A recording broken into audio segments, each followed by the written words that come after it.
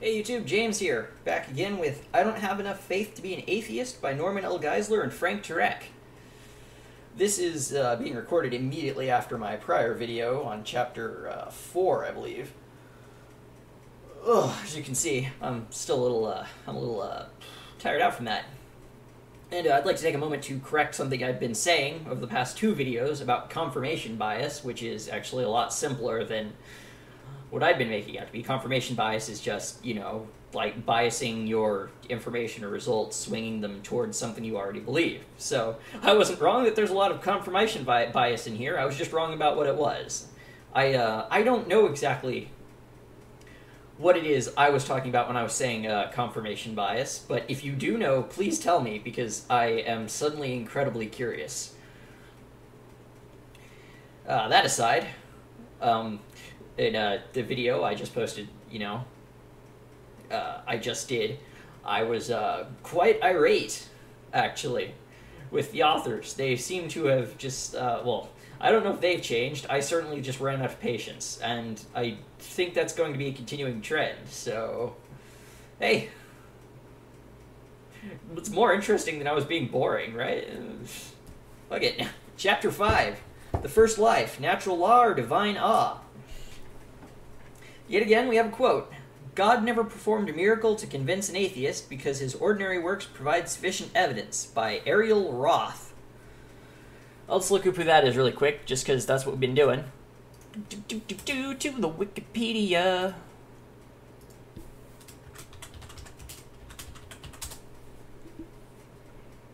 Zoologist and creationist, who was born in Geneva, Switzerland. He now lives in the United States. He's a leading figure in the field of flood geology. Woohoo! That's a credible source.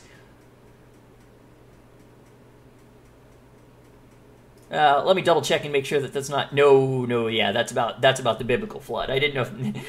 I thought maybe for a second that he was somebody who was just interested in the geology involved with flood. No, it's the biblical flood, Noah's Ark, and all that stuff. So yeah, that's real credible, guys. This is who you're quoting. Couldn't quote mine Albert Einstein enough. I don't think this is gonna go well. Oh well. Let's dig into it. Take out the garbage, Mom. 16-year-old Johnny came down from his bedroom and stumbled into the kitchen to get a bowl of his favorite cereal, Alphabets. When he got to the table, he was surprised to see that the cereal box was knocked over and the alphabet letters spelled "Take out the garbage, Mom" on the placemat. Recalling a recent high school biology lesson, Johnny didn't attribute the message to his mom. After all, he'd just been taught that life itself is merely a product of mindless natural laws. If that's the case, Johnny thought, then why couldn't a simple message like "Take out the garbage, Mom" be the product of... We are going right off the deep end. Awesome. I was worried they'd be like... I was worried they'd be smart and reasonable and stuff with this chapter about evolution and stuff, maybe, and just like take the design that, evolution was a tool of God or whatever for designing life and stuff. No, we're just gonna go ahead and call evolution just random chaos doing, This is good. This is good news. I'm happy now. This makes me happy. It's clear. I'll start considering their evidence when they start, bringing up other evidence that's not just ludicrous. Right now, this is just entertainment value for me. This is gonna be good if it keeps going like this.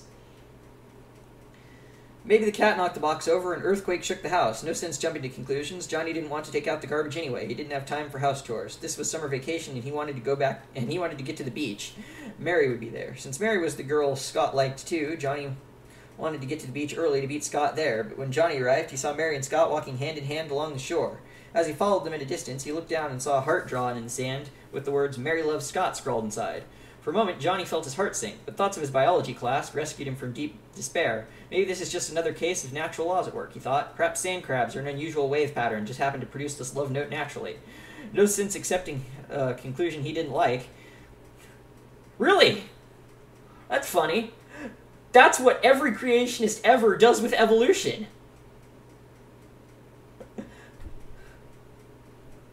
I hope this gets better. I hope this gets dumber. I really do. I guess I could take a minute here to explain why. You see, how people feel about evolution is an incredibly good litmus test of what they actually know and care about science. This is because evolution is such an incredibly detailed and studied thing and field. Its implications reach out through all of biology and history and it's so you cannot refute evolution realistically, and if you try to, you're just proving your own ignorance. And I have a feeling they may still go the evolution is a tool of God route here, or whatever. But I don't know. This whole opening is glorious. This is gloriously dumb. If they go much further, I can just like stop taking them seriously at all. This whole thing is turning into a farce.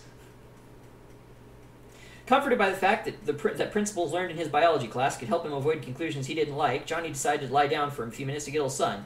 As he put his head back on his towel, he noticed a message in the clouds. "Drink Coke," the white puffy letters revealed on the sky blue background. Unusual cloud formation, Johnny thought. Swirling winds, perhaps? No, Johnny couldn't play the game of denial any longer. Drink Coke was the real thing. A message like that was a sure sign of intelligence. It couldn't be the result of natural forces, because natural forces have never been observed to create messages. Even though he never saw a plane, Johnny knew there must have been a skyrider up there recently. Besides, he wanted to believe this message. The hot sun had left him parched, thirsty for a Coke. Whoo boy! That's just dumb. I don't even want to have to explain why this is dumb. Yeah, just random laws of nature, whatever. They can result in whatever, you know. That's what they teach in biology. That probably is what they teach in biology classes. The school system here in America is f***ed up. It's because Christians get on the school board. Don't even try and tell me I'm wrong there. Keep God out of schools, please. Please. It's not right. It's a problem. I don't know. I could probably talk about school a little. I don't want to, though. Let's not go there. Simple life? There's no such thing. No such thing as simple life. I don't know. I argue that these authors are pretty simple. I'm being mean. Oh well. If they're going to be dumb, I'm going to be mean. One needs to be playing with only half a deck or be willfully blind to suggest that messages like "Take out the garbage, Mom" and "Mary Love Scott" are the work of natural laws. Yes, that is true. Yet these conclusions are perfectly consistent with principles taught in most high school and college biology classes today. No, that's not true. Unless creationists are teaching, in which case God only knows. God might not even know. Insane people. That's where naturalistic biologists dogmatically assert that messages far more complicated are the mindless products of natural laws. They make this claim in trying to explain the origin of life. Yeah, this is going to go downhill fast. Messages. Naturalistic biologists assert that life generated spontaneously from non-living chemicals by natural laws without any intelligent intervention. Such a theory might have seemed plausible to a 19th century scientist who didn't have the technology to investigate the cell and discover its amazing complexity, but today this naturalistic theory flies in the face of everything we know about natural laws and biological systems. That could be. Or it could be supported by everything we know about natural laws and biological systems. Read a book, you fucktards! This is great. Oh, man, I hope they start saying stuff that I've expressed a sentiment in the previous video that I regret not having all the knowledge needed to provide in-depth, detailed refutations of the claims made in this book. And once again, this is true. I'm not an evolutionary biologist. I wish I was. There's all kinds of things I wish I was. I think I said I wanted to be an astrophysicist in the last video. Allow me to reiterate. I wish the fact that I don't know everything is my greatest regret in life. But anyways, this is getting good. And oh gosh, I'm sure I'll be able to find. I'll throw some links in the description for this stuff because Since the 1950s, advancing technology has enabled scientists to discover a tiny world of awesome design and astonishing complexity. At the same time that our telescopes are seeing further out into space, our microscopes are seeing deeper into the components of life. While our space observations have yielded the anthropic principle of physics, which we discussed in the last chapter, and which I was annoyed because it's dumb. Last chapter I got annoyed because it was dumb. Our life observations are yielding an equally impressive anthropic principle of biology. I really doubt that. To show you what we mean, let's consider so-called simple life. A one-celled animal known as an amoeba. Naturalistic evolutionists claim that this one-celled amoeba, or something like it, came together by spontaneous generation. I don't think they claim that at all. In a warm little pond somewhere on the very early Earth. According to their theory, all biological life has evolved from that first amoeba without any intelligent guidance at all. This, of course, is the theory of macroevolution, from the infantile to the reptile to the gentile, or from the goo to you via the zoo. Oh, that's kind of catchy. Goo to you via the zoo. Yeah. Believers in this theory of origin are called by many names: naturalistic evolutionists, materialists, humanists, atheists, and Darwinists. Oh, good lord, they're all the same. Of course. In the remainder of this chapter and the next, we'll refer to believers in this atheistic evolutionary theory as Darwinists or atheists. Yes, just equate them. There's no reason for it, but just do it. Why do you use Darwinist as a negative label? Darwin was a smart guy. He was wrong about a lot of stuff, but that's just because he didn't have, the tools we have today. He didn't have all the... I don't think a lot of his theories still hold some water. Once again, more interesting stuff than this book, evolution is. This does not include those who believe in theistic evolution, i.e. that evolution was guided by God. Regardless of what we call the true believers in this theory, the key question for us is this: is their theory true? It appears not. I don't know who it appears not to. Probably someone that doesn't know anything about it. Forget the Darwinist assertion about men descending from apes or birds evolving from reptiles. That's a fucking stupid sentence right there. You see, that's a really common thing. They think humans evolved from chimpanzees, and that's not at all what evolution says. In fact, the theory of evolution pretty clearly says that apes and men had a common ancestor a very long time ago. We didn't evolve from monkeys. We evolved from something else that monkeys also evolved from. It's interesting stuff. Go read a book about it, because it's interesting. Don't take this guy's word for it. He's an idiot. Birds evolving from reptiles? No. That's, once again, not really what evolution is saying. It's saying reptiles and birds had, once again, a common ancestor a ways back. They're not saying crocodiles turned into doves or something. That's not what evolution says. Evolution doesn't say things just magically turn into other things. Anyone who says that doesn't know what they're talking about and should probably be told to shut up. The supreme problem for Darwinists is not explaining how all life forms are related, although as we'll see in the next chapter, that's still a major problem, except where it isn't. The supreme problem for Darwinists is explaining the origin of the first life. For unguided naturalistic macroevolution to be true, the first life must have generated spontaneously from non-living chemicals. There's a lot of really interesting research into that that's been done and is being done. And, I think you'll find, if you read up on it a little, that, it's perfectly possible. We see organic chemicals forming all the time, and then, organic chemicals can, under the proper circumstances, form into, more complicated ones until there's something replicating. I mean, I'm not an evolutionary biologist. I couldn't explain everything fully to you. I know enough to know that this guy's talking out of his ass. For unguided naturalistic macroevolution to be true, the first life must be generated spontaneously from non-living chemicals. Unfortunately for Darwinists, the first life, indeed any form of life, is by no means simple.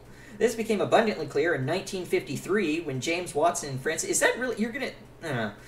Francis Crick discovered DNA, the chemical that encodes instructions for building and replicating all living things. DNA has a helical structure that looks like a twisted ladder. The sides of the ladder are formed by alternating deoxyribose, and phosphate molecules, and the rungs of the latter consist of a specific order of 4 nitrogen bases.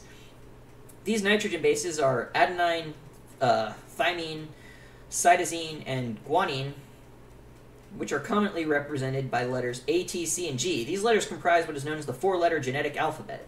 This alphabet is identical to our English alphabet in terms of its ability to communicate a message, except that the genetic alphabet only has 4 letters instead of 26. That's another fucking stupid statement. Look, we use letters and stuff because it makes it easier to understand. It's not a message, guys. It's not actually a code. It's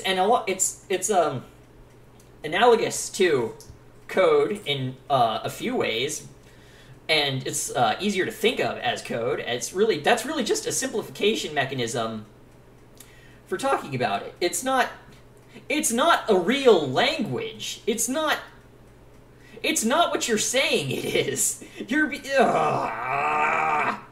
Just the specific order of the letters in this sentence communicate a unique message. The specific order of A, T, C, and G within a living cell determines the unique genetic makeup of their living entity. Another name for that message or information, whether it's in a sequence or in DNA, is specified complexity. In other words, not only is it complex, it also contains a specific message. Well, once again, you're just playing word games. You're playing dumb word games to make it sound like it had to have been designed when it didn't. The incredible specified complexity... And remember, we're getting this information from a PhD philosopher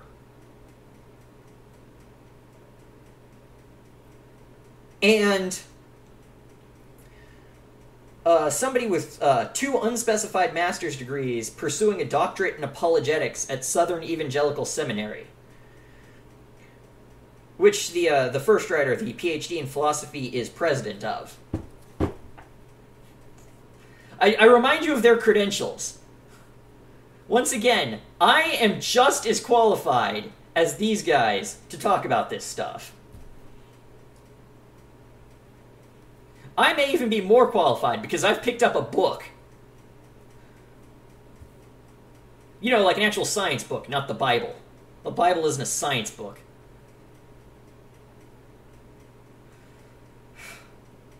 The incredible specified complexity of life becomes obvious when one considers the message found in the DNA of a one-celled amoeba, a creature so small 700 could be lined up in an inch. Staunch Darwinist Richard Dawkins, professor of zoology at Oxford University, and overall cool guy, I hear.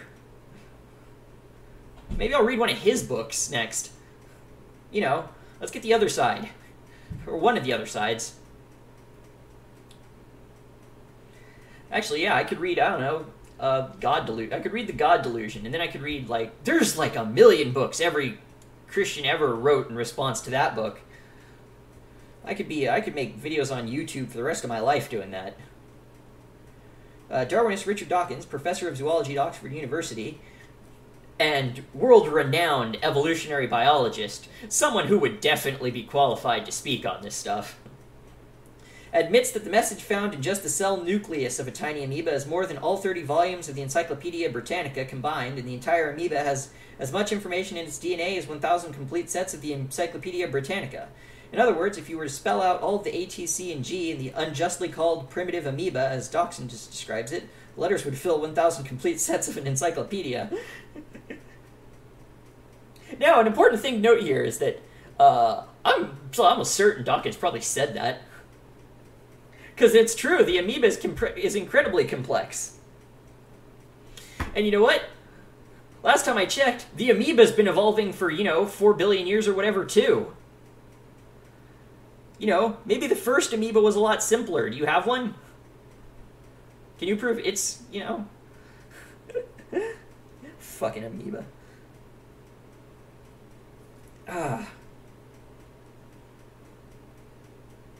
Now we must emphasize that these 1,000 encyclopedias do not consist of random letters, but of letters in a specific order, just like real encyclopedias. So here's the key question for Darwinists like Dawkins. If simple messages such as take out the garbage mom, marry Love Scott, and drink Coke require an intelligent being, then why doesn't a message 1,000 encyclopedias long require one? You know what? Let's see if I can find a Dawkins quote on that.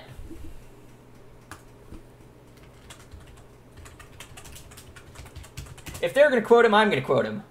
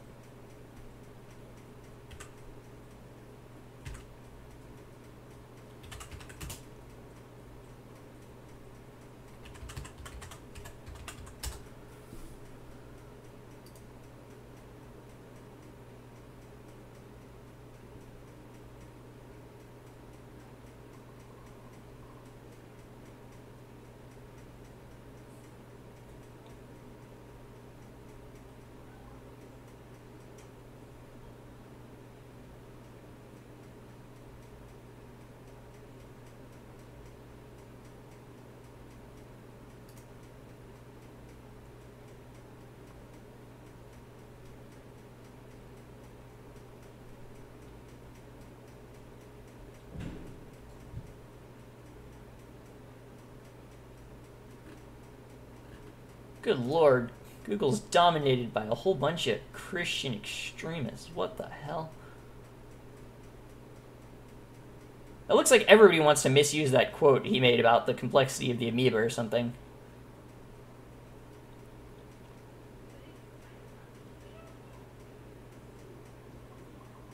For some reason. Oh man, poor Dawkins.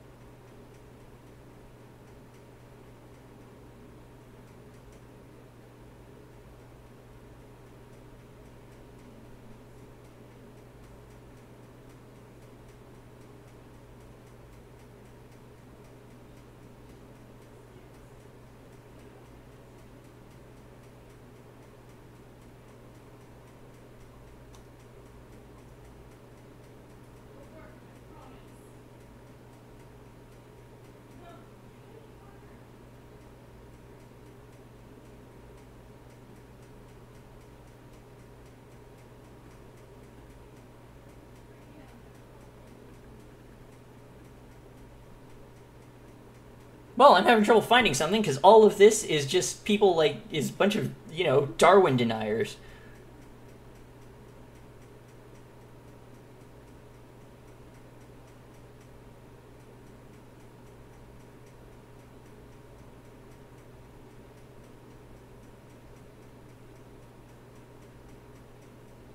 This actually really sucks. I'm trying to find something good here. It all looks like people just trying to like turn this back on him.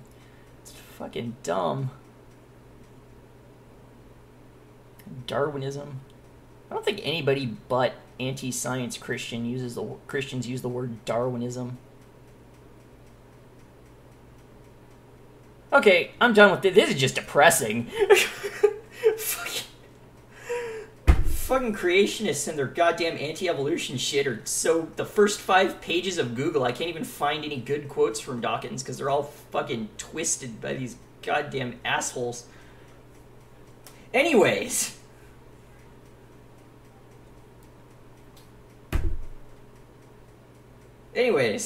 evolution doesn't work like this!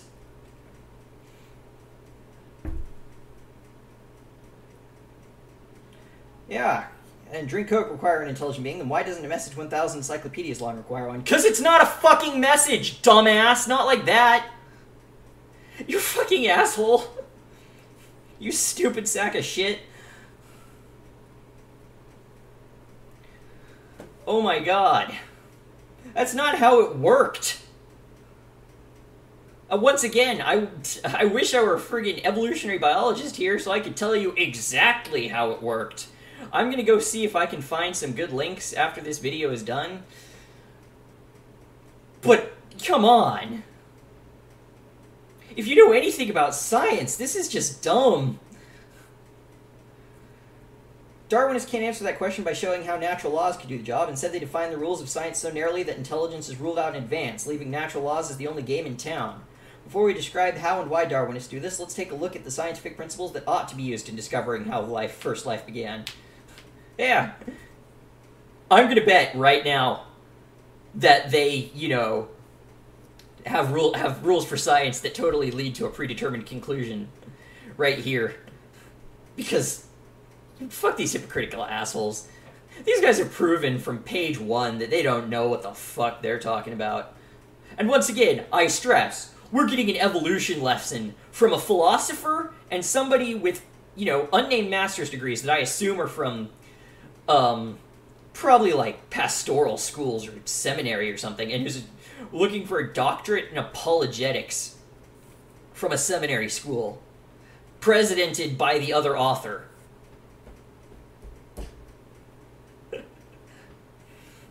These are the guys I'm supposed to be proven wrong about atheism from. These are the guys telling me that I have faith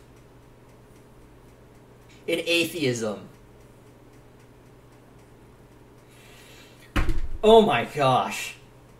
This chapter is turning into everything I hoped it would be. The only way this could get better is if they actually started claiming that the Earth was like 6,000 years old or whatever. I don't think they'll do that. Because they talked about radiological dating and shit. Back in chapter 3 or whatever, about proving that the universe was running out of energy or whatnot. But wouldn't that be great? They can't lose anymore. They can't lose any more respect or patience from me. I'm done. You can tell. I can tell. These assholes are making a mockery of science. And all it's doing is making me mad. I hope I'm entertaining you at least. Once again, and I may be over-apologizing for this, but I'm sorry that I don't have all the knowledge needed to tell you in every way these guys are wrong. So I just hope that, you know, the few things I do know help you understand why they're wrong, and encourage you to look up more information about why they're wrong, and maybe at the very least, me getting pissed off will entertain you. I hope you're having fun watching me get mad at this book. Because now that's all I can really hope for. That's all I can really hope for. I hope maybe I'm being a little educational and a lot entertaining. Investigating the origin of first life. Many evolutionists, as well as many creationists, speak as if they know beyond any doubt how the first life came into existence. Well, they're probably not beyond any doubt, but, you know, we got good theories and stuff. It's science. Both, of course, cannot be right. If one is right, the other is wrong. So how can we discover who's right? Well, I think in the evolution versus creationism debate, evolution won. If you're still on the side of creationism, you're just kind of blind and don't realize you've lost. Blind faith. Creationists, in the face of evolution, wield blind faith like a blunt instrument. They swing that chair they picked up off the ground for all their might with their eyes wide shut. The following fact is obvious but often overlooked. No human observed the origin of the first life. The emergence of the first life on Earth was one-time, unrepeatable historical event. No one was present to see it, neither evolutionists nor creationists were there, and we certainly can't travel back in time to directly observe whether the first life was created by some kind of intelligence or arose by natural laws from non-living materials. But you can infer it with science. That's what science is about.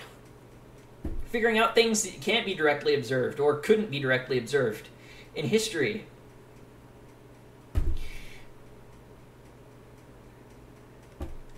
Almost everything leaves its mark. Have you seen a meteor impact the moon? No? I'm sure some of you might have, looking through a telescope, seen a meteor hit the moon. I'm gonna go ahead and guess a lot of you haven't. Do you see all the craters on the moon where meteors hit it? Yeah. It's a simple example, but it proves a point. You don't have to observe something to know it happened. That raises an important question. We can't directly observe the past. Then what scientific principles can we use to help us discover what caused the first life? The same scientific principles we use for everything else. Hypothesis. You know, observation, hypothesis, experimentation, where possible. Observation, observation, observation, certainly. We use the same principles that are utilized every day in our criminal justice system. Forensic principles. In other words, the origin of life is a forensic question that requires us to piece together evidence, much like detectives piece together evidence from murder. Detectives can't go back in time and witness the murder again. Neither can they revive the victim and go into the laboratory to conduct some kind of experiment that will allow them to observe and repeat the crime over and over again. Instead, they must utilize the principles of forensic science to discover what really happened. The central principle in forensic science is the principle of uniformity, which holds that causes in the past were like the causes we observe today. In other words, by the principle of uniformity, we assume that the world worked in the past just like it works today, especially when it comes to causes. If take out the garbage bomb requires an intelligent cause today, then any similar message from the past must also require an intelligent cause.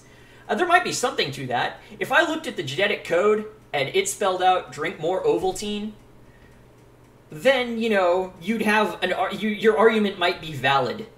Your argument might have meaning. If that were the case. It's not. Your argument is dumb. You are dumb. Conversely, if natural laws can do the job today, then the principle of uniformity would lead us to conclude natural laws could do the job in the past. Consider the Grand Canyon. What caused it? Did anyone see it form? No, but by the principle of uniformity, we conclude that natural processes, particularly water erosion, were responsible for the Grand Canyon. Maybe the Great Flood caused the Grand Canyon. Maybe they'll actually say that in a couple sentences here. I don't know. I think they might actually believe that. Actually, I think in the beginning they said that the Bible was absolute truth, so I think they do believe the flood happened. And probably caused the Grand Canyon. They did use a quote at the beginning of this chapter from somebody who was a proponent of flood geology or whatever. It's like Christmas. This is just fucking stupid, and I'm so happy about it. I was worried for a second. I was worried in like the first and second chapters that they weren't gonna provide, real arguments and shit. I was worried they were just gonna like bump around with truth and with like the truth and logic stuff, but no. This is what I was hoping for. This is what I was afraid would happen. I guess I was hoping for an honest and intellectual discourse and explanation of the evidence for the existence of God and the truth of the Christian faith, but that's not happening now. Now we're just going into stupid creationist rants against evolution. And, well, thank God. I don't have to think much anymore. I was worried this would be boring. It's not. If this keeps up, I'm just going to be happy the whole way through the book. I'm not dismissing this out of hand. I'm telling you. And I'm going to provide all the links I can find to stuff about evolution. Because evolution is interesting. Unlike this book. We can conclude this confidently, even though we were not there to see it happen, because we can observe these natural processes creating canyons today. We see this in nature when we observe water's effect on a landmass. We can even go into the laboratory and repeatedly pour water in the middle of a mass of dirt, and we'll always get a canyon. Now consider another geologic formation, Mount Rushmore. What caused it? Common sense tells us we would never suggest that the presidential faces on Mount Rushmore were the result of natural laws. Erosion couldn't have done that. Our common sense is actually the principle of uniformity. Since we never observe natural laws chiseling a highly detailed sculpture of a president's head into stone at the present time, we rightly conclude that natural laws couldn't have done it in the past either. Today we see only intelligent beings creating detailed sculptures. As a result, we rightly conclude that in the past, only an intelligent being, a sculptor, could have created the faces on Mount Rushmore. In the same way, when we look at the first one-celled life, the principle of uniformity tells us that only an intelligent cause could assemble the equivalent of 1,000... Quit throwing around the 1,000 encyclopedias, or I'm gonna hunt you down and kick you in the nuts, because that's just dumb. It's not like 1,000 encyclopedias. That's not what the genetic code is like. It's not a real language. That's not how it works. You're so stupid.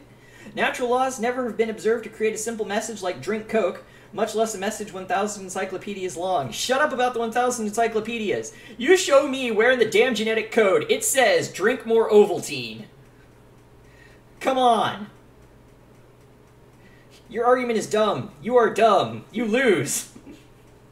You get nothing. Why then do Darwinists come to the conclusion that the first life generated spontaneously from non-living chemicals without intelligent intervention? I don't know. Maybe because that's what the evidence points to. Read a book! Read a real book. Or a real scientific paper. Not that drivel your intelligent design proponents fucking publish in their fucking journals. I can poke holes in that shit. These people don't know anything about science. Spontaneous generation of life has never been observed. I don't know that that's 100% true. I do know that they've observed the organic precursors to life forming. You can even if I remember what I've read correctly, they've seen the organic precursors to proteins and stuff forming, in space. So, complex organic molecules and shit. The precursors to our it's once again, I'm not an evolutionary biologist, and my commentary suffers for it. If I were an evolutionary biologist, though, I probably wouldn't even be taking the time to read this. Once again, I think I'm giving this book too much credit by even paying attention to it. Even since Pasteur sterilized his flask, one of the most fundamental observations in all of science has been that life arises only from similar existing life. Scientists have been unable to combine chemicals in a test tube and arrive at a DNA molecule, much less life. What? I don't think that's true. I think they have been able to form the complex organic molecules in a test tube. In fact, all experiments designed to spontaneously generate life, including the now discredited Urey-Miller experiment, have not only failed, but also suffer from the illegitimate application of intelligence. In other words, scientists intelligently contrive experiments, and they still cannot do what we are told mindless natural laws have done. I don't know if that's out of date or my information is wrong, but once again, I think scientists have generated artificial life to some extent. And once again, there is certainly some intelligent design going on there from the scientists. They're trying to replicate in a lab in a short period of time something that happened over, what was it, 6 billion years? Yeah, sometimes you need to do a little intelligent design to get that done, you know, in like 10, 20, 50, a human lifetime. Doesn't really compare to 6 billion years. Why should we believe that mindless processes can do what brilliant scientists cannot do? And even if scientists eventually did create life in the laboratory, it would prove creation. Why? Because their efforts would show that it takes a lot of intelligence to create life. Yeah, that's what it would prove. Whatever. This guy's a fucking clown.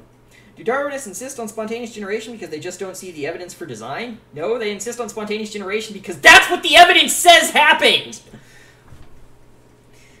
Once again, read a book, read a paper. A real paper. I'm going to keep stressing that, because I'm sure these guys have all kinds of papers from their intelligent design scientists.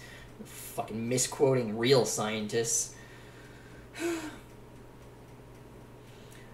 fact, exactly the opposite is true, since the evidence is... they see the evidence clearly. For example, Richard Dawkins named his book The Blind Watchmaker in response to William Paley's design argument that we cited in the last chapter. Another Richard Dawkins book. I need to read his books. I bet they'd be more interesting than this. Maybe not to read on YouTube, though, since I probably wouldn't be getting as mad at them. The appearance of design in life is admitted on the first page of The Blind Watchmaker. Dawkins writes, "Biology is the study of complicated things that give the appearance of having been designed for a purpose." 2 pages later, despite acknowledging the intricate architecture and precision engineering in human life in each of the trillions of cells within the human body, Dawkins flatly denies that human life or any other life has been designed. Yeah, maybe you could include those 2 pages, because, it looks like all the quote he said there, in the quote he said there, it gives the appearance of. That was probably qualified with something like, to someone who didn't know better, it appears that way. That's fucking... I want to go read The Blind Watchmaker. I need to read more books. It's been a while, actually. I mentioned dropping out of college recently for health stuff. It's kind of affects my ability to read a lot of the time, but enough about that. I may get back into reading just because of this stuff now. This is just dumb. Apparently Dawkins refused to allow observation to interfere with his conclusions. Yeah, apparently you refuse to allow fucking logic to interfere with yours. This is very strange for a man who believes in the supremacy of science, which is supposed to be based on observation. Everybody go read The Blind Watchmaker. I'll read it too. Maybe I'll post a video about it. We'll see if Dawkins is really, denying fucking observation or whatever. These people are stupid. I'm sure I keep saying that, but it just gets dumber and dumber. They aren't proving anything except that they don't know anything. They're proving their own ignorance. These people know less than me.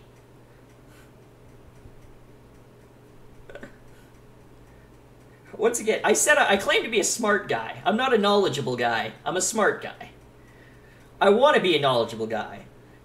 And endeavor to do so. This person is neither knowledgeable nor smart. He's clever, sometimes, in a way. But fuck this noise, man.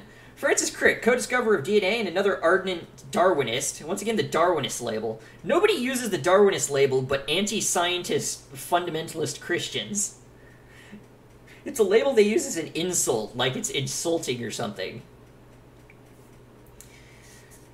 Agrees with Darwin's about the appearance of design. In fact, yeah, the appearance of design. It's not... what they say is it looks complex. I doubt they even say it looks like it could be designed. Fucking misquoting dishonest.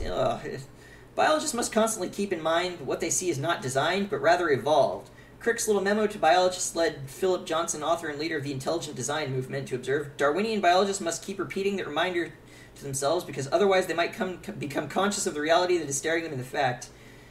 Yeah, the intelligent design movement is fucking bullshit idiocy designed to perpetuate fucking stupid...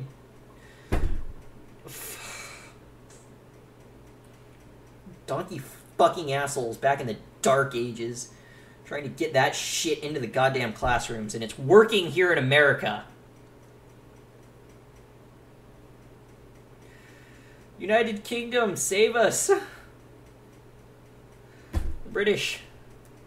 Take back America. Fix our schools. The complexity of DNA is not the only problem for Darwinists. Its origin... the point I'm making, I read recently, and I don't know about the entire accuracy. I hear that the courts in the United Kingdom ruled creationism out of school curriculum just kind of permanently. I wish that had happened here.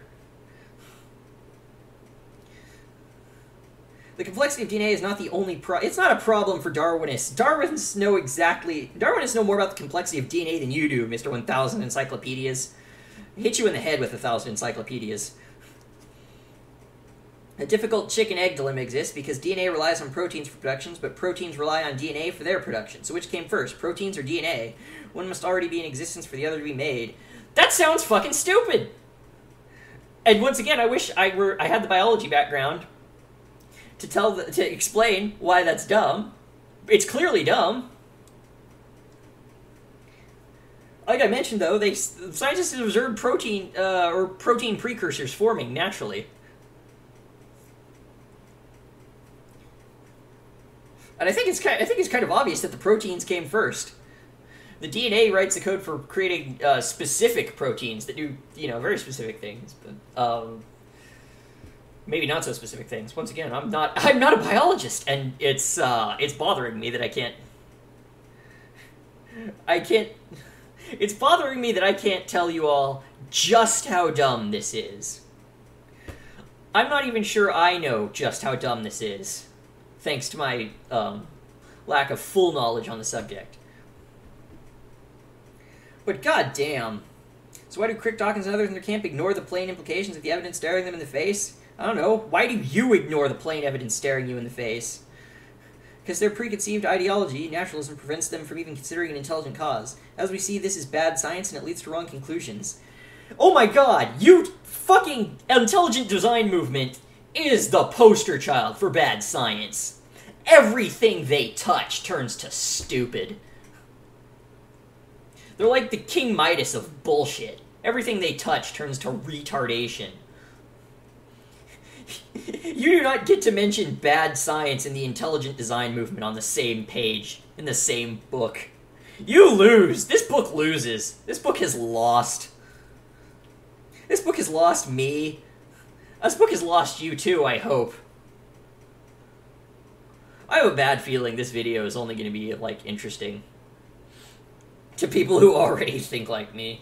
And I guess that's fair. I don't have, like I said, I don't have the knowledge to provide new information to most of you. So, whatever. I didn't want to be intolerant here, with this book. I tried to start off being, open-minded and stuff, but it's just getting dumb.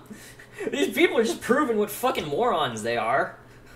Which is fine by me. It's entertaining as hell, but come on. I want to remind you, a friend gave me this because they wanted me to read it and reconsider atheism and how much faith atheism takes. We're attacking evolution. If evolution weren't true, if evolution weren't understood, if what we believe about evolution wasn't true, all of science would fall apart. I'm, like, almost certain. God damn. It's fucking... We know about this shit. Scientists know about this shit. These aren't scientists. These are philosophers misquoting scientists. These are bad philosophers. Good science versus bad science. This should be enlightening.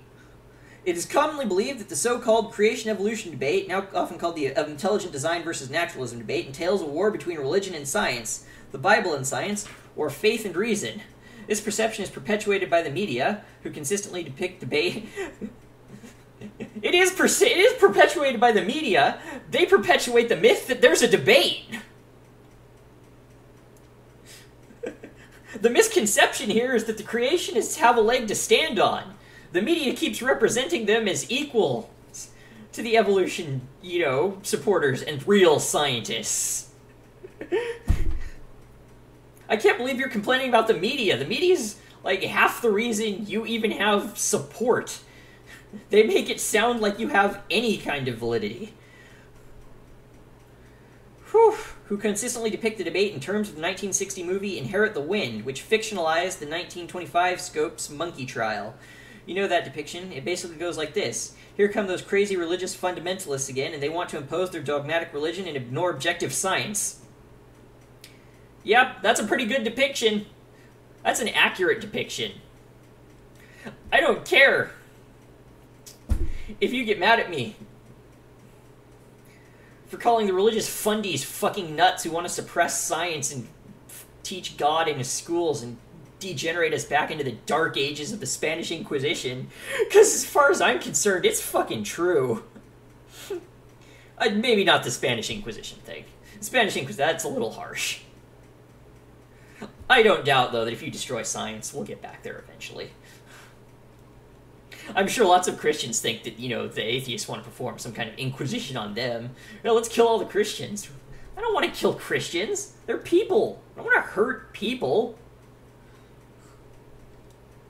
That's bad. Now, whether I want to kill Christianity, that's a different matter. It's different from killing Christians, though. I don't want your religion around anymore, but I don't mind if you guys are around. Yeah, most of the time I just feel bad for you. And turnabout's fair play, right? You feel bad because I'm going to hell.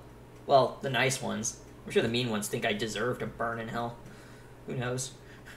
I think all of the historical figures I want to talk to are burning in hell, so...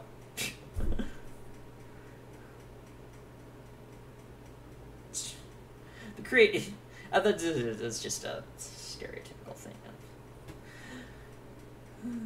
The creation-evolution debate is not about religion versus science or the Bible versus science. It's about good science versus bad science. Kind of. Evolution's good science versus your Bible's bad science. Actually, no. I've read some of the intelligent design stuff. It's not bad science. It's no science. It's the absence of science. It's anti-science.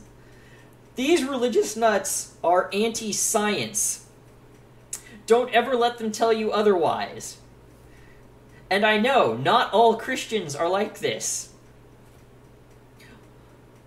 My dad was a pastor. He's not nutso like this. I have friends that are Christians. They're not all like this, but the ones that are terrible, and the ones that aren't, let them get away with it. I don't want to go into that right now, though. Likewise, it's not about faith versus reason. It's exactly about faith versus reason. It's about reasonable faith. There's no such thing as reasonable faith. I think I talked about this earlier on when they were talking about faith.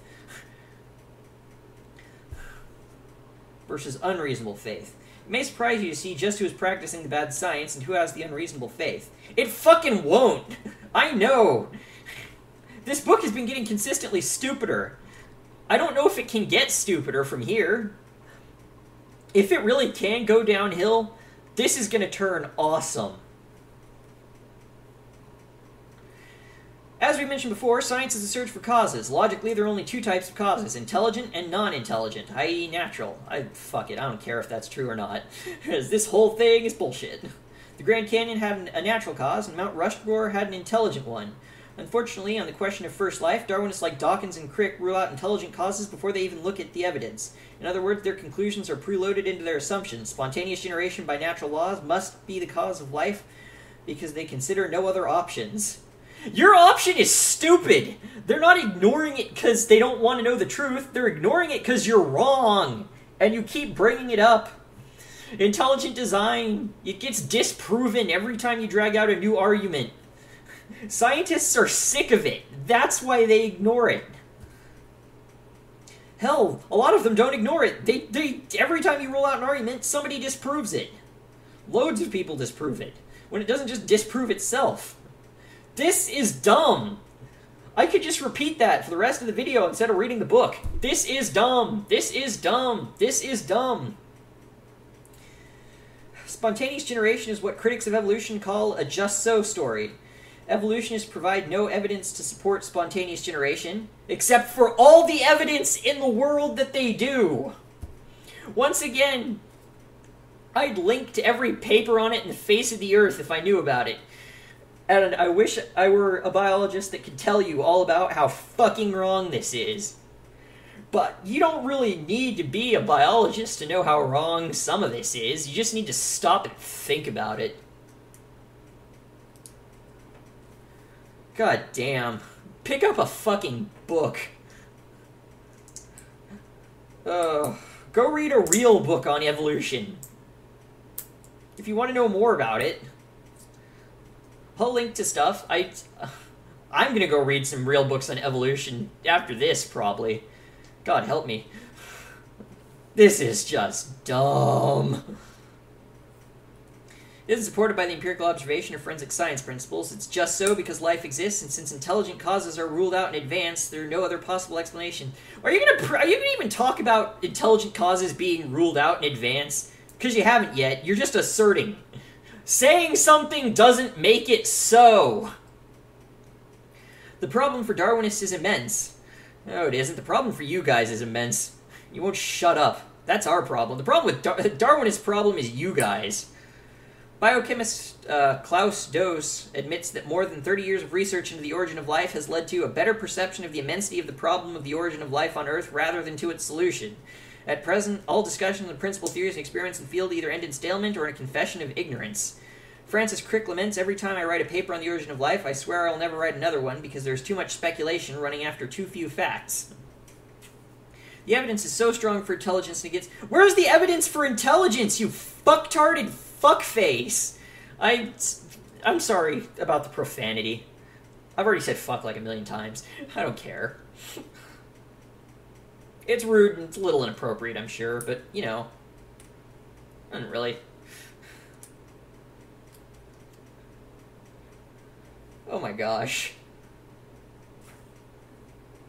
So what they're saying here is, and what they always say is, the entirety of all of their arguments so far has been, they don't know, and scientists don't know what could have caused the universe, life, evolution, whatever, so it must have been God. It's an argument from ignorance. I don't know, so God did it. That's not an answer. That's not science. That's the definition of non-science. That's accepting an answer with no science. That's what science... That's why religion is bad for science. That's why religion is bad. It encourages faith, it encourages non-answers. God did it doesn't explain anything, and it never will. The evidence is so strong for intelligence and against naturalism that prominent evolutionists have actually suggested aliens deposited the first life here. I don't know how serious any of that would be. I don't trust these guys because they misquote fucking everyone under the sun. I wouldn't trust a fucking intelligent design proponent to quote their own people right.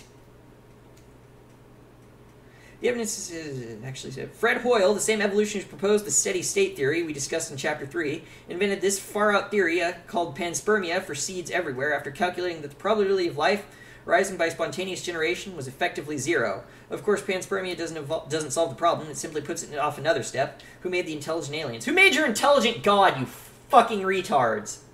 I'm getting mad here, and I'm sure it's affecting my logical arguments. But they're not presenting anything new here. This is just going to be me tirading against them. I'm angry now. I'm mad. They want this stuff taught in schools. Remember that. They're getting this stuff taught in schools. There's schools in our country where this is taught. Public schools where this is approved by the boards of education. Think about that for a goddamn minute. God did it is now an acceptable answer in our schools. As crazy as the theory sounds, at least panspermia advocates recognize that some kind of intelligence must be behind the amazing wonder we call life. Still, when you I've never heard a scientist seriously claim panspermia. I see that from fucking UFO believers who have, who are very much like Christians in every way, actually. Scientology. It's just as legitimate as Christianity. I'm sure I'll take flack for saying that, but it's true.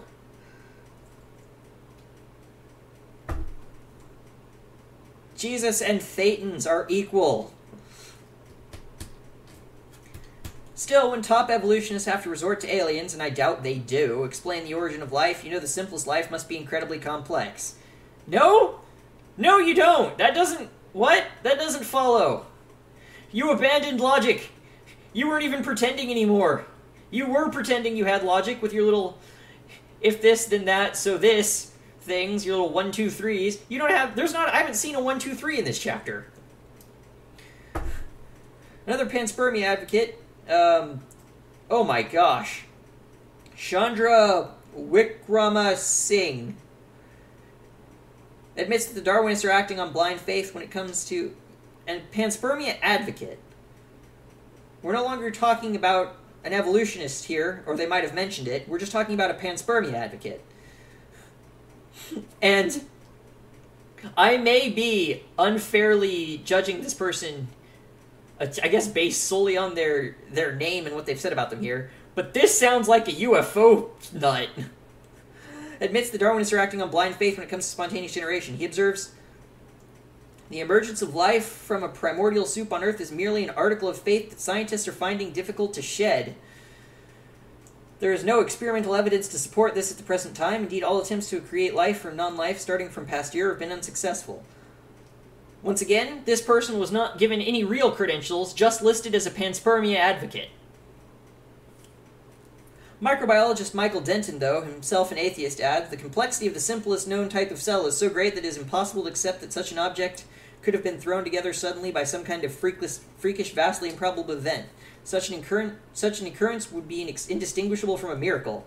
I bet that was taken... I can probably tell you what that was taken out of context for. He was probably explaining that when you look at a cell today, you're looking at, like, the modern evolved form of cells, not the basic, primordial building blocks that formed into like a self-replicating protein chain that was far simpler than a simple cell is today. Oh, the fucking... Ugh! This is dumb.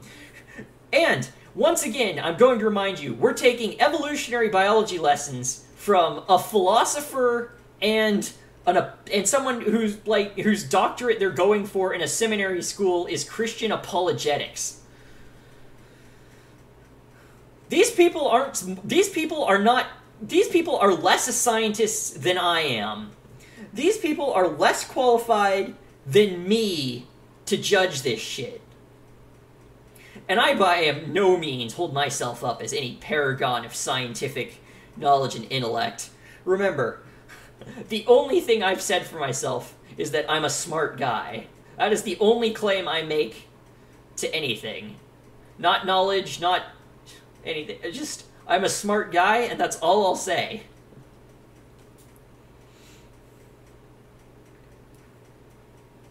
but I still am more knowledgeable about science than these assholes. In light of just so explanations, such as spontaneous generation and panspermia, who do you think is practicing the bad science? The people derisively called religious? Yes! Those are the people practicing the bad science! Those are people practicing the non-science! Those are the people practicing anti-science! Every sentence you write just digs a hole for you in my eyes.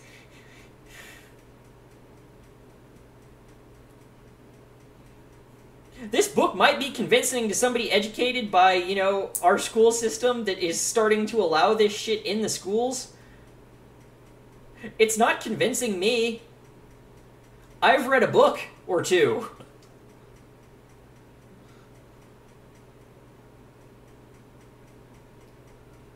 Good lord.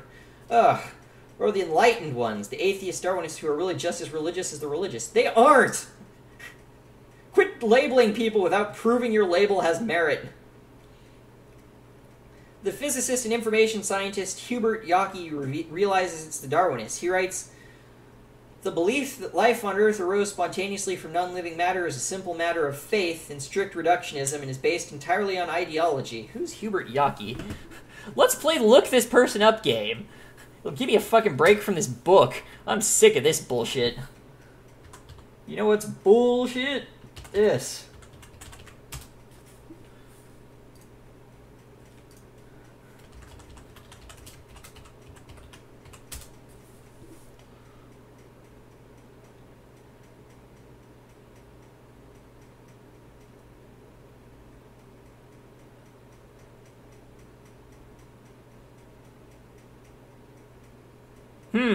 Okay. This guy looks like he might actually be a legitimate scientist. He appears to be critical of the according to Wikipedia, he's critical of the primordial soup theory of the origin of life and believes that the origin of life is unsolvable as a scientific problem. I guess that might imply some religious bias or whatever. Journal of Theoretical Biology.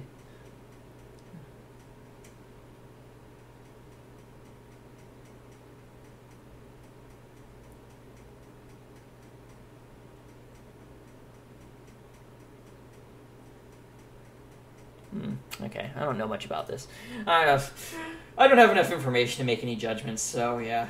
It says here, Yockey is right. Darwinists falsely believe they can reduce life to its non-living chemical components. That's the ideology of reductionism. For Darwinists like Dawkins or Crick, who must believe that only the material and not the immaterial exists, then life can be nothing more than chemicals. But life is clearly more than chemicals. Life contains a message, DNA, that is expressed in chemicals. Once again, there's no message in DNA. It's all perfectly reasonable. I wish I could give you a beautiful explanation myself. I don't have that information in my head at my fingertips. I'll find links. Because it's cool stuff.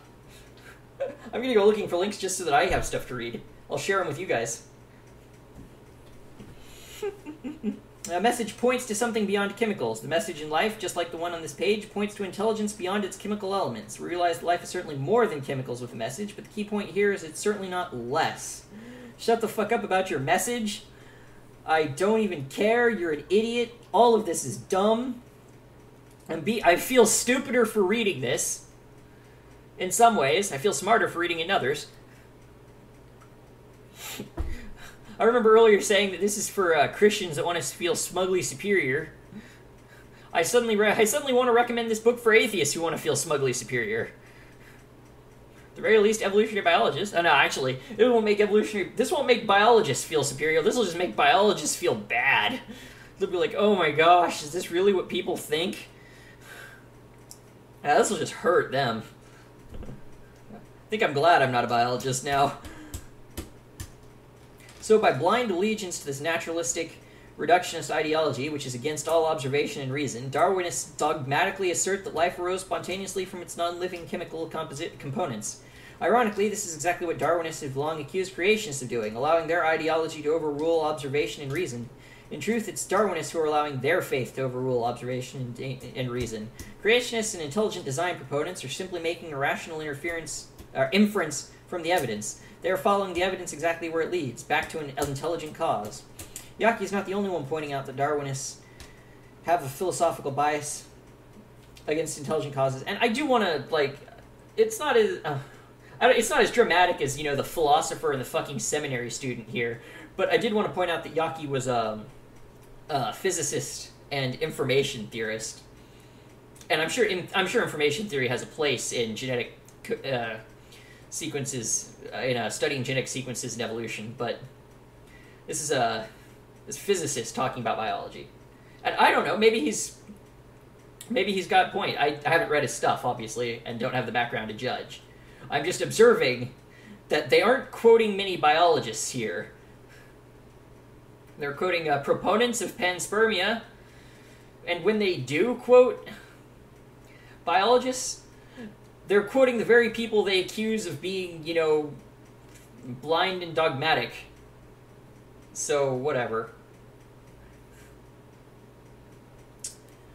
Philip Johnson serves the sharp edge of a steel wedge that is now splitting the petrified wood of naturalism in the scientific community. He correctly points out that Darwinism is based on an a priori commitment to materialism, not on a philosophically neutral assessment of the evidence. Separate the philosophy from the science, and the proud tower collapses. Who's Philip Johnson? I remember that name. Is he one of the intelligent design people? Was he one of the intelligent design people they mentioned earlier?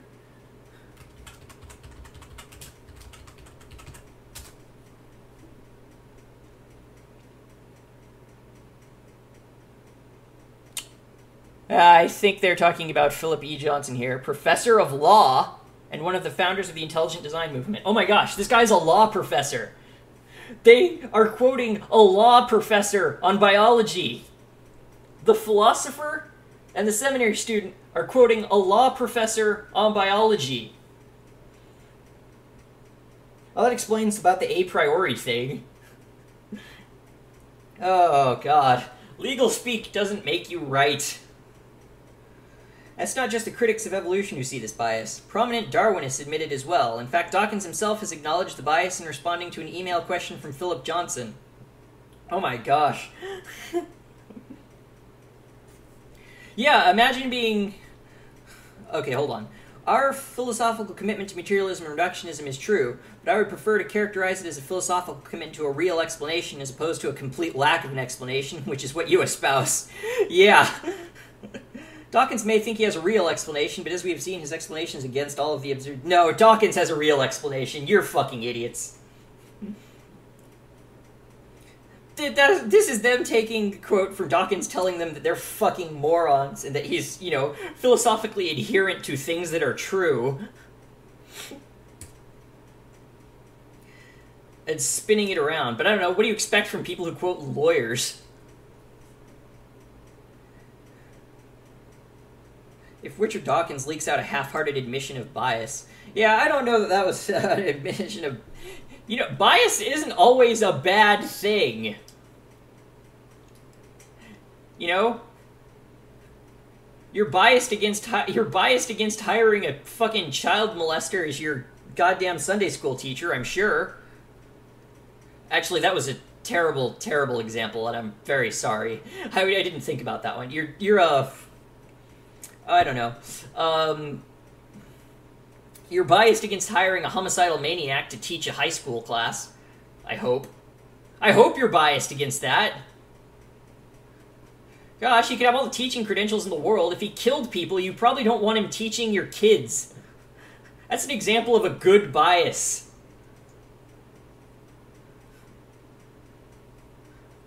The only thing Dawkins admitted to being biased against is religious fundamentalism stupidity. Read how Lewontin acknowledges that Darwinists accept absurd just-so stories that are against common sense because of the prior commitment to materialism. Let's see. Our willingness to accept scientific claims that are against common sense is the key to an understanding of the real struggle between science and the supernatural. We take the side of science in spite of the patent absurdity of some of its constructs, in spite of its failure to fulfill many of its extravagant promises of health and life, in spite of tolerance of the scientific community for unsubstantiated just-so stories, because we have a prior commitment to materialism. It is not that the methods and institutions of science somehow compel us to accept a material explanation for the nominal world, but on the contrary, we are forced by our a priori adherence to a material to create an apparatus of investigation and set of concepts that produce material explanations no matter how counterintuitive, no matter how mystifying to the uninitiated. Moreover, that materialism is absolute, for we cannot allow a divine foot in the door.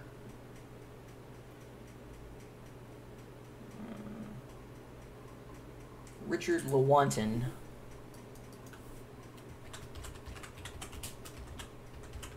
I don't know. They've misquoted so many people in here that I have, like, once again, I have a feeling they're misrepresenting something that means something completely different.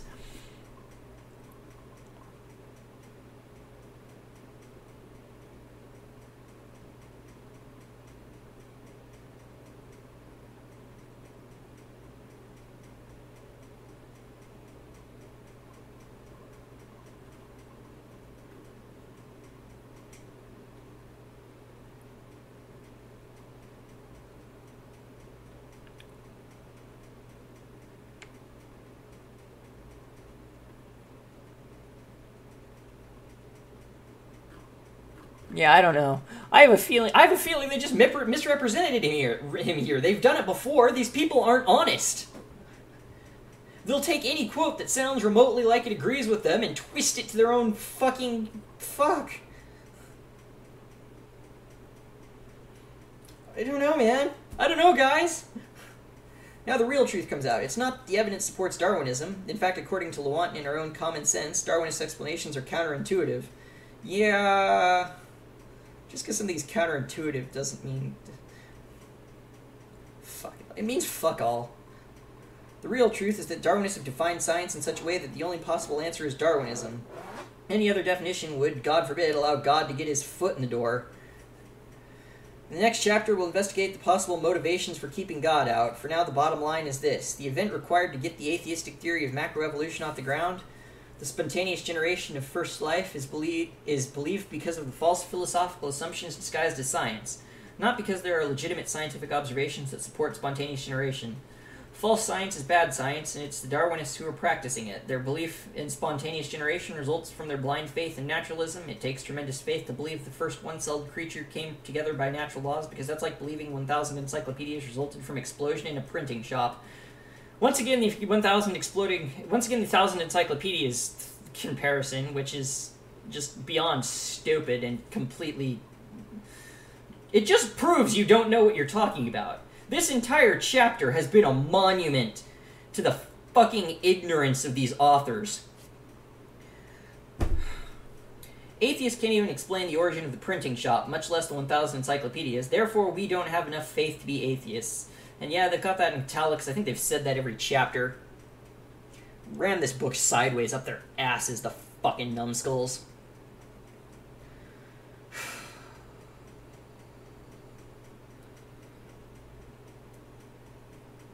Is this still going? Why is this still going? How long does this keep going?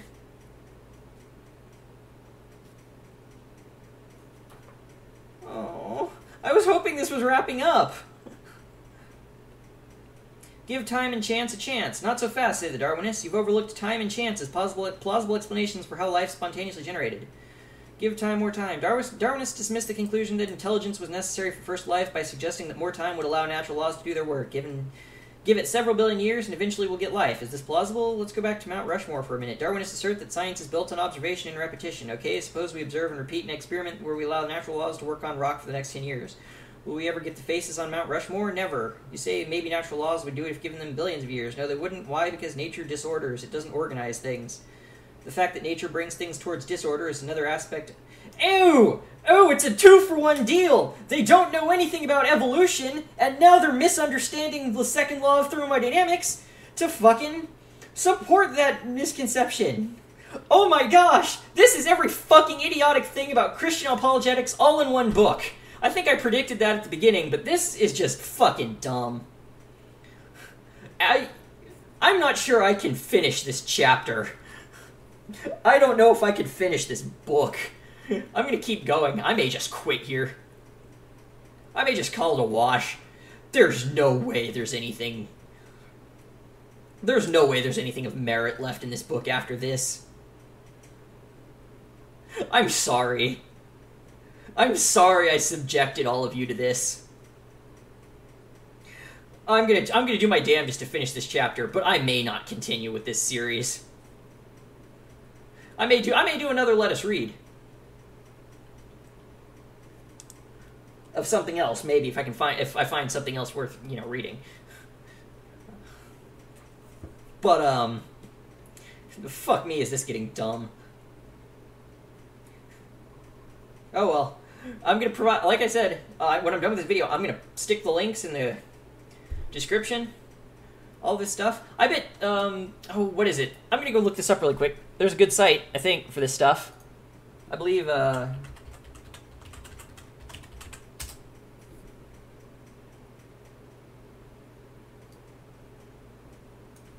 What's wrong?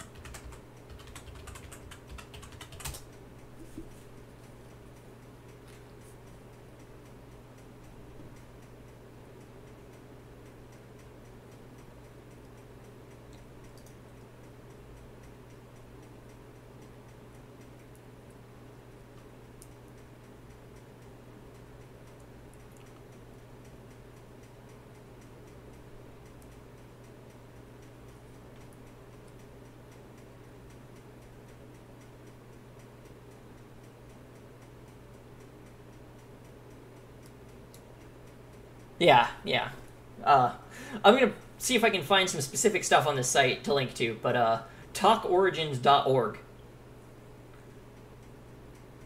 Hear about evolution from, some people that might actually know a thing or two about it. I'll see if I can link to specific stuff, especially the misconceptions here about the fucking 1,000 encyclopedias and the goddamn second law of thermodynamics. I'm sure there's specific stuff. There's specific essays written talking about how dumb this is. Let's suppose you throw red, white, and blue confetti out of an airplane 1,000 feet above your house. What's the chance it's going to form the American flag on your front lawn? Very low? Why? Because natural laws will mix up or randomize the confetti. You say, allow more time. Okay, let's take the plane up to 10,000 feet to give the natural laws more time to work on the confetti. Does this improve the probability that the flag will form on your lawn? No, more time actually makes the flag less likely because natural laws is... You're fucking stupid. Guys, it's hurting me here. Do you understand why I'm angry? I really hope you do. Like, specifically the, I know that the people who already, think like me are going to understand my feelings here. I hope one Christian, like, not even like a fundamental, I hope one person would just, like, I don't know, I hope, this is hurting me, this is dumb. What is different about the origin of the first life? Darwinists might say the second law of thermodynamics doesn't apply continuously to living systems. After all, things do grow and can get more ordered. Yeah, okay, I can take the point this out that the second law of thermodynamics applies to a closed system. You know what's not a closed system? The goddamn Earth. The Earth is not a closed fucking system. There's all kinds of energy and shit getting into the system from the sun. That's how stuff can get more complex. That's how energy and shit can build up. Because there's energy coming into the system. It's not a closed system. The universe is a closed system. That's why it's slowly running out of energy. We're not. The sun is still going strong.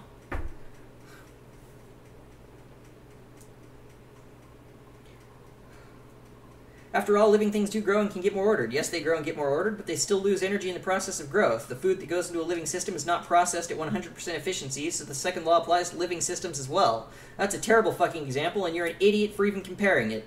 But that's not even the point. The point is, we're not talking about what something can do once it's alive. We're talking about getting a living thing in the first place. How did life arrive from non-living chemicals without intelligent intervention? When non-living chemicals are susceptible to the second law, Darwinists have no answer, only faith. Only they have all the answers in the world because they're not fucking idiots like you fucking people are. I'm about to start, like, knocking holes in my wall. They're just repeating themselves ad nauseum. If you ever try to talk to these people about the real evidence for evolution and stuff, they will jam their fingers in their ears, close their eyes, and shout la la la la la as loud as they can. They don't understand science. They think all science is about their fucking blind adherence to faith. Fuck them. Fuck these guys. It's harsh words, but fuck them. They're wrong. They should know it. You should know it. I know it. Give chance a chance. Can all the incredible specified complexity in life be explained by chance? Not a chance. Atheists and theists alike have calculated the probability that life could arise by chance from non-living chemicals. Once again, those are just big numbers to you that mean nothing because you're a goddamn philosopher. The figures they calculate are astronomically small, virtually zero. For example, Michael Behe has said that the probability of getting one protein molecule, which has about 100 amino acids, by chance would have the same as a blindfolded man finding one marked grain of sand in the Sahara Desert 3 times in a row, and one protein molecule is not life. To get life, you would need to get about 200 of the protein molecules together. Yeah, whatever. That sounds condemning, but it's not. That doesn't mean anything. Once again, they're just throwing big numbers out and hoping you think it means something. It doesn't.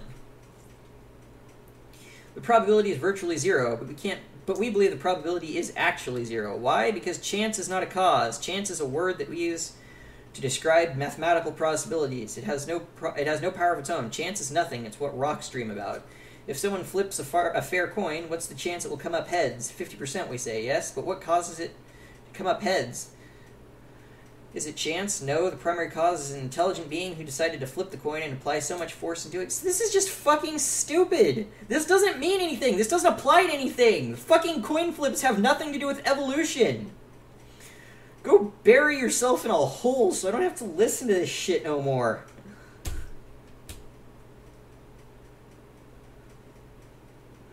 This is just going to turn into me just, like, screaming. I'm just going to start screaming in a second, and I'm not going to stop till this book goes away.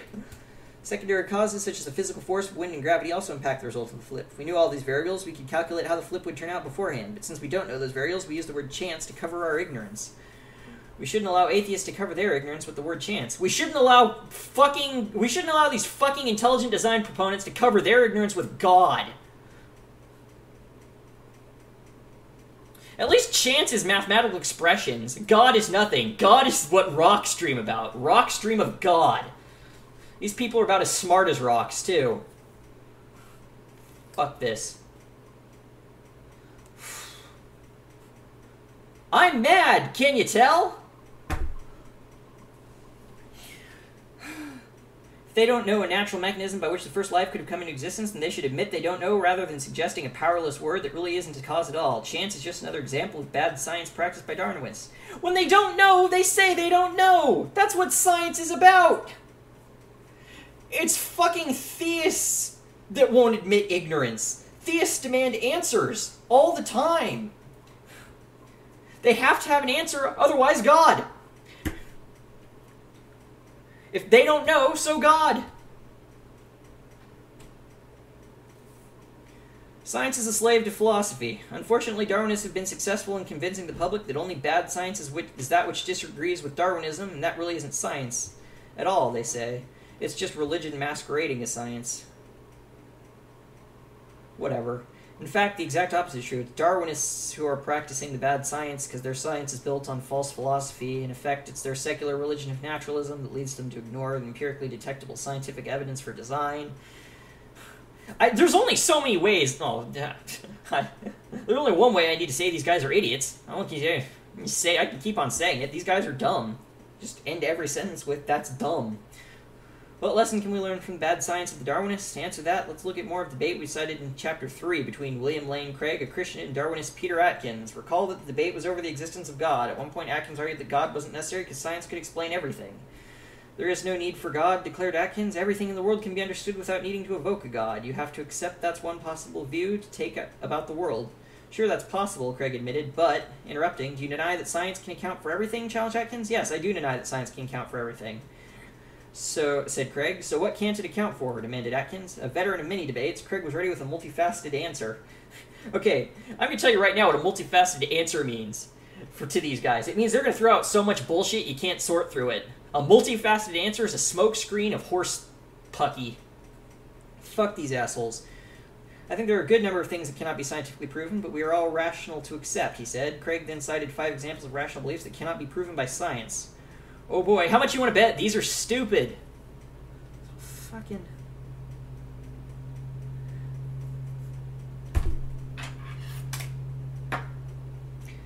Mathematics and logic. Science can't prove them because science presupposes them. Whatever. Metaphysical truths, such as there are minds that exist other than my own. Ethical judgments. You can't prove by science that Nazis were evil because morality... Fuck, hey, number 2! You talked about fucking number 2 and the goddamn thing on logic and truth and proving shit. Fucking assholes. You said you could prove truth and shit. So what? Fuck them. Ethical judgments. You can't prove by science that the Nazis were evil because morality is not subject to the scientific method. I don't even know that that's true. Aesthetic judgments. The beautiful, like the good, cannot be scientifically proven. And ironically... Actually, I think you can prove aesthetic with science. I'm sure there's a lot of sociological science. Probably a lot of evolutionary science about why you find certain things beautiful and other things ugly. Like ugly people and pretty people. There's a reason you find ugly people ugly and pretty people pretty. It's not just aesthetics.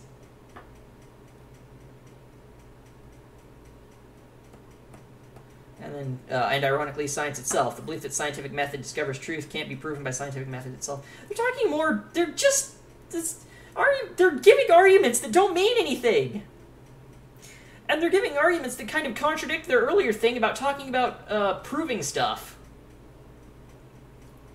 About how you can prove truth and stuff and whatever, and I don't know. My head hurts because this is so dumb. I'm confused, but not because I don't... I'm confused, but not because they're proving me wrong. I'm confused because they're being fucking idiots. Following this barrage... Yeah, that's a good example. That's a good word for it. Barrage. Following this barrage of examples refuting Atkins' view, moderator William F. Buckley Jr. could not hide his pleasure with Craig's answer. He peered at Atkins and cracked, "So put that in your pipe and smoke it." Yeah, it's real fucking... I think I'd have kicked him in the balls for that, but... I'm not a... I don't know. Fuck it. There's a reason I don't debate people. Gregor's right. The scientific method of searching for causes by observation and repression is but one means of finding truth. It is not the only means of finding truth. As we saw in Chapter 1, non-scientific laws, such as laws of logic, help us discover truth as well. In fact, those laws are used by the scientific method. So, what? You're saying that the method of finding truth is the method of finding truth? What the fuck, you? I don't want to think about this no more. It's dumb.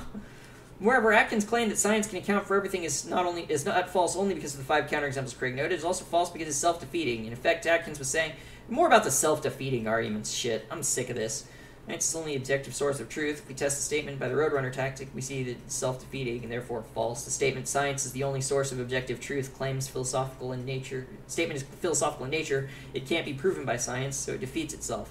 This leads us to perhaps the greatest lesson we can learn from the bad science of Darwinism. Science is built on philosophy. Indeed, science is a slave to philosophy. Bad philosophy results in bad science, and good science results in requires good philosophy. How much more of this is there? It keeps going. It just keeps going. It's 135, 127. There's still like 9 pages left. Guys, this sucks. I'm sick of this. Science cannot be done without philosophy. Philosophical assumptions are utilized in the search for causes and therefore cannot be the result of them. For example, scientists assume by faith that reason and the scientific method allow us to accurately understand the world around us. That cannot be proven by science itself. You cannot prove the tools of science, the laws of logic, the law of causality, the principle of uniformity. Philosophical assumptions can dramatically impact scientific conclusion. I wouldn't be bringing that up if I were you guys. Science doesn't really say anything. Scientists do. Materialism makes reason impossible. I'm done. I'm done, guys!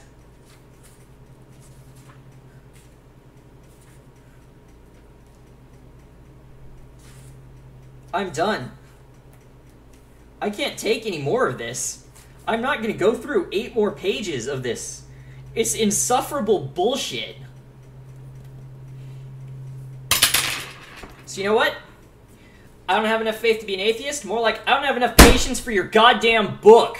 Fuck you. Fuck Norman L. Geisler and his goddamn PhD in fucking philosophy telling me about evolution and science when he doesn't know the first goddamn thing about any of it. Fuck Frank Turek, who I'm pretty sure is just his fucking little sidekick, fucking going to the same university he's the president of, whatever, 2 unnamed master's degrees, fucking pursuing his doctorate in fucking Christian apologetics, which is just this bullshit.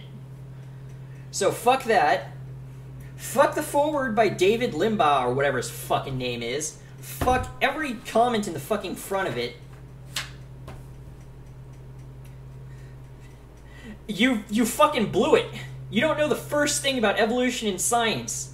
So you don't know about evidence, you don't know about anything. Everything you present from the rest of that point in the book is, even if it's true, is completely discredited by your fucking stupidity. You've clearly proven you don't know anything about anything. Oh my god! And you're gonna go on later to talk about the fucking, I don't know, fucking, let me get back to the summary they had. They're gonna go, yeah, they're gonna prove with their evidence that the New Testament is historically reliable.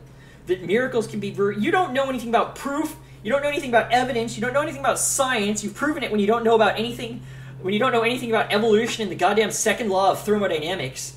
Evolution is one of the singularly most proven things ever.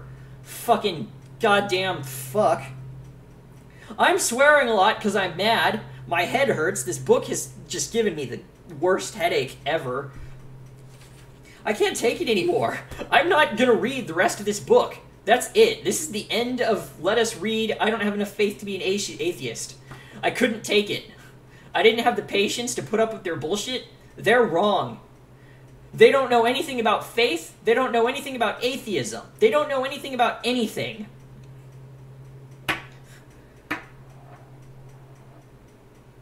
These people are as dumb as rocks, and God is the nothing they dream of. I'd fuck them. Whatever. Like I said, comments and whatever, post them. I want to hear what you have to say. Am I wrong to walk out this early? Am I wrong to back out? I'm sure if I do get comments, I'm going to get tons of comments about, like, I don't know, bias or something. Not being able to take all these, well-reasoned arguments against my faith. Fuck. Fucking hell. I'm just fucking delirious now. I can't take it. It's the final straw. It's the straw that broke the camel's back. To my friend that recommended the book, I'm sorry. I know I said I'd finish it, but if you've watched this video, I hope you understand why I'm not finishing it. I don't feel that I need to. I feel that this book has made its case against itself. That I've made a case against this book, and it's fucking. I'm sorry. I'm probably going to be a little bit mad at you for asking me to read this book, and I apologize for that. But you know what? You want my thoughts? This video was my thoughts. These videos have been my thoughts. This video is the capstone. I'm gonna put the Talk Origins links in there so you can read about, so whoever is watching this can read about evolution, and you know, I'm gonna try and find as much stuff as specifically related to the claims made in this book as possible. And I really hope you guys all have a good day. I'm not having a good day anymore. I'm not having a good time. Oh my gosh. Well, if I do any more videos, I'll probably do a Let's Play of a video game or something. You know, that won't just, like, murder every brain cell in my brain, thinker. Probably Morrowind. Love that game. I may do another Let Us Read at some other point. Who knows? I make no promises. I may do a Let Us Read the Bible. But, yeah. I'm sorry I had to bail out. I'm sorry I couldn't finish the book. I'm sorry I couldn't finish that chapter. It just... I don't have enough patience to read this book. Oh man. Well, that's it for today, guys. I'm sorry. Let me know what you think in the comments. Shoot me a message, shoot me an email, whatever. I want to hear what anyone has to say. If I do get enough good comments, I'll make a video just going over the comments. All right, that's it, guys. I hope the rest of you have a better day than I'm having. And goodbye.